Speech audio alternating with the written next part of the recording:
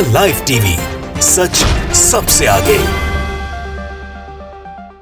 दोस्तों, भारतीय जनता पार्टी ये तो बात समझ गई है, और खासकर योगी आदित्यनाथ, कि महाकुंभ को लेकर जो पूरा माहौल क्रिएट किया जा रहा था भगदड़ के बाद, उस पर जो लीपापोती की जा रही थी वो अब काम आने वाली नहीं है। जनता समझ गई है कि न केवल भगदड़ हुई बल्कि बदइंतजामी हुई, वहां पर तमाम चीजें बर्बाद कर दी गई, अव्यवस्था चरम पर थी। ये सारा का सारा दिखावा था, ये सिर्फ और सिर्फ सरकार का चेहरा चमकाने का तरीका था। यही नहीं, जनता ये भी समझ गई कि जो पूरा हादसा हुआ इस पर सरकार बिल्कुल भी तनाव में नहीं है। तो बताऊं क्या किया गया? जो सत्ता पोषित साधु संत हैं उनको आगे किया गया। वैसे साधु संत जो केवल और केवल गुणगान करते हैं, जबकि आलोचनाएं भी होनी चाहिए, लेकिन वो केवल गुणगान करते हैं, ऐसे साधु संतों को आगे कर दिया गया है कि आप मोर्चा संभालिए, अब आप हिंदुओं को एकजुट कीजिए, क्योंकि 5 फरवरी को चुनाव भी जो होना है। और देखिए उनको लोगों ने कैसे नसीहत दे डाली है। नमस्कार, मैं हूं प्रज्वल गौतम और आप देख रहे हैं द लाइव टीवी। एक संत है तो वो साधु, वो कथाएं भी सुनाते हैं, अपने आप को जगत गुरु भी कहते हैं, तमाम चीजें कहते हैं। उनका भी बयान सुनाऊंगा कैसे उनको आगे किया गया। लेकिन इससे पहले इस देश के उपराष्ट्रपति, जिन्हें सबसे ज्यादा चिंता होती थी किसानों की, जिन्हें सबसे ज्यादा जाटों की चिंता हो रही थी कि मैं जाट हूं, मेरा अपमान, वो कहां है? सुनिए पहले क्या कुछ कह रहे हैं। ऐतिहासिक, आज तक पृथ्वी पर इतने करोड़ों लोगों का संगम नहीं हुआ है, और जो उत्कृष्ट व्यवस्था है, जो प्रशासन ने कार्य किया है, अच्छा, मैं अभिभूत हूँ। कभी कल्पना नहीं की थी कि भारतवर्ष में इस प्रकार का आयोजन होगा। इनका अच्छा एक चीज और है, इन्होंने मोदी और योगी जो कर देते हैं, यानी बीजेपी का जो काम किए जा रहे हैं, खासकर मोदी अगर कुछ कर दें, वो तो दुनिया में कोई कर ही नहीं सकता था। ये इस देश के उपराष्ट्रपति हैं। हार्दिक भंसाल लिखते हैं, धनखड़ साहब का बरनौल स्टेटमेंट, मैंने आज तक पृथ्वी पर ऐसा आयोजन नहीं देखा। मैं प्रशासन और योगी जी को साधुवाद करता हूं। जिस तरह योगी जी ने महाकुंभ का आयोजन किया वो दुनिया के इतिहास में रचित हो चुका है। सोचिए, इस देश के उपराष्ट्रपति ये कहते हैं।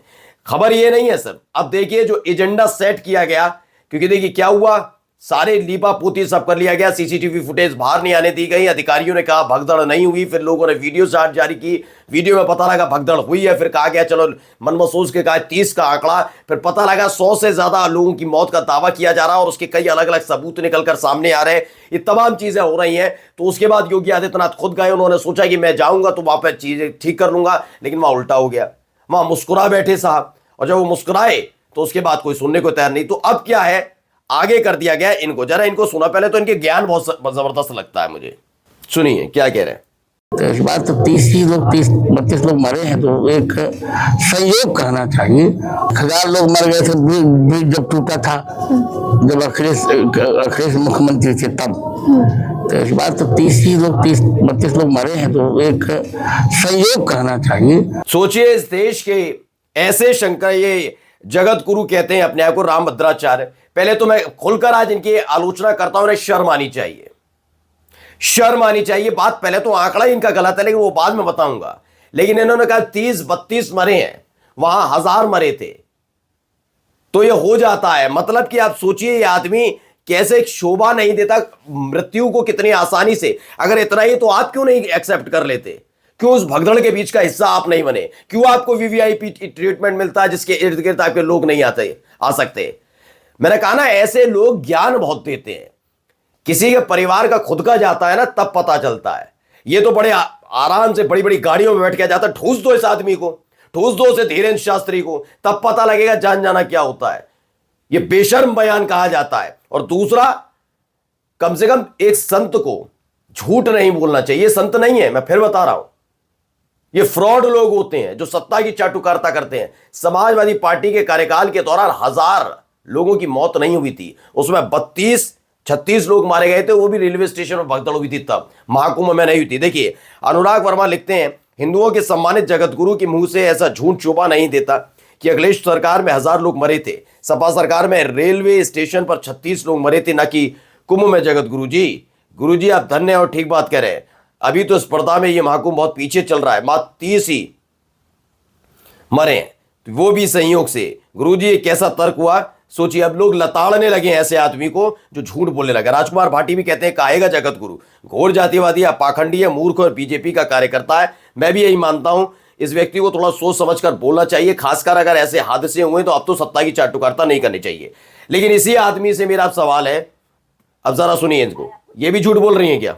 आप कैसे खुद को वहाँ पे संभाली, बचाई? हम इतने लोगों को हमको संभालना था, इसके लिए हम अपने आप को संभाली, बच्चे लोगों की रिक्वेस्ट करके वो लोग वहाँ जहाँ थे उनको वहाँ की, लेकिन मैं अपने भाभी और मामी को नहीं बचा पाई। तो सुनिए, ये हालात थे, ये संयोग से नहीं मरे थे। सुनते जाइए जगत गुरु जी, आप अपने आप के नाम के आगे जगत गुरु आज से हटा लीजिएगा। सुनिए इसको भी। जब हम हॉस्पिटल में गए थे उसमें 70 से 80 लाश पड़ी हुई है। 70-80 लाश है। यहीं से गई थी, नाकामी सारी यहीं से गई थी, सारी यहीं से गलती। सुन लीजिए, लड़की बता रही है 70-80 लाश। आप कह रहे थे ना भी कि संयोग से ये लोग भी 70-80 मर गए। सोचिए, सरकार आंकड़े छुपा रही है, लड़की बता रही है 70 से 80 लाशें वहां पर पड़ी हुई थी। या सब झूठ बोल रहे हैं भाई, सरकार बिल्कुल सच, ये जगत गुरु जो बने हुए हैं ये सच। अब जरा इनको भी सुनिए, एक तरफ योगी आदित्यनाथ और दूसरी तरफ वो बच्चे। हादसे के कुछ ही देर के बाद राहत कार्य को ग्रीन कॉरिडोर बना करके प्रशासन ने, पुलिस ने, एनडीआरएफ और एसडीआरएफ के स्वयंसेवकों ने सभी लोगों को हॉस्पिटल तक पहुंचाने का काम किया है। सुनना पे लाशें पड़ी हुई थी, कोई पूछने वाला नहीं था। यहाँ पे 1:30 बजे सुबह के डेथ किए हुए लोग दोपहर में ले जाए गए हैं 1:30 बजे, और वो मरे कब है? सुबह। सोचिए, इस उत्तर प्रदेश के जो मुख्यमंत्री हैं वो झूठ बोलते हैं, साधु संत बोल रहे हैं, ये सत्ता का खेल है। अब इन बाबा को भी जरा सुनिए, असली आंकड़ा क्या बता रहे हैं, सुनिए इनका। आज महाकुंभ में जो भगदड़ में कितने आदमी मर गए बाबा जी? 1000 से ऊपर है। कौन ने बताया आपको? पुलिस वाला बतावा क्या? 1000 से ऊपर मर गए। 1000 से ऊपर आदमी मर गए? ले पुलिस वाले ने इन बाबा को बताया कि 1000 से ऊपर है। उधर संयोग चल रहा है जगत गुरु का। मैं ये बार बार क्यों जोड़ दे रहा हूं कि देखिए अपनी सत्ता, अपनी कुर्सी बचाने के लिए क्या कुछ किया जा रहा है।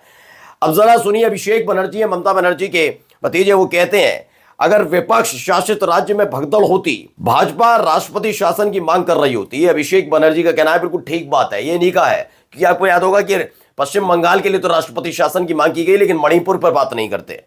अभिषेक उपाध्याय ने एक क्या है, देखिए, ये नंद किशोर गुर्जर है, इन्होंने खुद पोल खोल दी। नंद किशोर गुर्जर, उन्हें अंदाजा नहीं था कि 40 करोड़ लोग का अनुमान था और 50 करोड़ से ऊपर आने, ऐसा बाद में ये अनुमान हुआ। तो क्या ये 50 करोड़ की संख्या कोई कहने भर के लिए थी? जब तक 1-2 बड़े अधिकारी जेल नहीं जाएंगे, ये एनएसए का मुकदमा लगना चाहिए। ये हत्या हुई है, ये हत्या हुई है, एनएसए का मुकदमा लगना चाहिए। नहीं, ये हत्या नहीं है क्या? एक जो मैडम आई है, वो पूरे कुंभ को रोक दिया जाता है, सारे रास्ते बंद कर दिए गए, करोड़ों लोग वेटिंग में हो गए, और उसके बाद वहाँ मक्खी की तरह लोग रहे। जो लोग लेटे हुए हैं उनके ऊपर लोग चढ़ गए, गरीब लोगों के ऊपर। तो उनकी मैडम स्नान कर रही है, क्या कौन मैडम है, किसकी मैडम है, इसको तो प्रशासन को पता होगा सारा कैमरे में। चीफ सेक्रेटरी का ध्यान केवल लूट करने में है, उत्तर प्रदेश में गाय कटवाने में, गरीब की हत्या करने में। तो सुना आपने, इन्होंने पोल खोल कर रख दी। ये खुद नंदकिशोर गुर्जर है, बीजेपी के विधायक।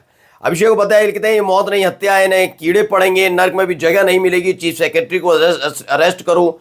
बीजेपी एमएलए नंदकिशोर गुर्जर का एक्सक्लूसिव इंटरव्यू है। ये तमाम चीजें हैं। प्रज्ञा गुप्ता हैं, वो लिखती हैं, देखिए इनकी भीगी हुई एक एक चीज दिखाते हैं। जब उनकी मुस्कान चल रही है और इधर अलग अलग बयान दिए जा रहे हैं, सारे बयान सुनाते। आपकी भीनी भीनी जो मुस्कान है, ये महाकुंभ का प्रयोजन जिस तरह से चल रहा है, ये उसके बारे में है। थोड़ा अपने मन का आज हाल बताइए। आज जो कुछ भी आपको प्रयागराज में नजर आता है, व्यवस्था से संबंधित हो, सुरक्षा से संबंधित हो, ये सब देश के यशस्वी प्रधानमंत्री श्री नरेंद्र मोदी जी के विजन का परिणाम है। बाहर से मलबे में से लाशें निकल रही थी, अभी तक माँ का पता नहीं है। 2 आदमी मर गया, खत्म हो गई मम्मी। हादसा में हमारी बीवी और बहन गायब है। यहाँ पे जो लोग बता रहे हैं कम से कम 24 कैजुअलिटी यहाँ पे हुई है। हम बोलते भी जा रहे थे कि हमारी मॉम की डेथ हो गई है तो उठा लो हमको, तो कोई नहीं उठा रहा था।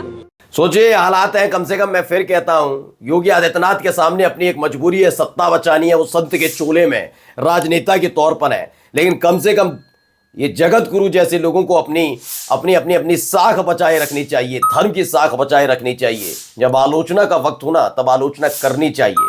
ये सत्ता की चाटुकारिता अच्छी नहीं होती। नमस्कार। द लाइव टीवी, सच सबसे आगे।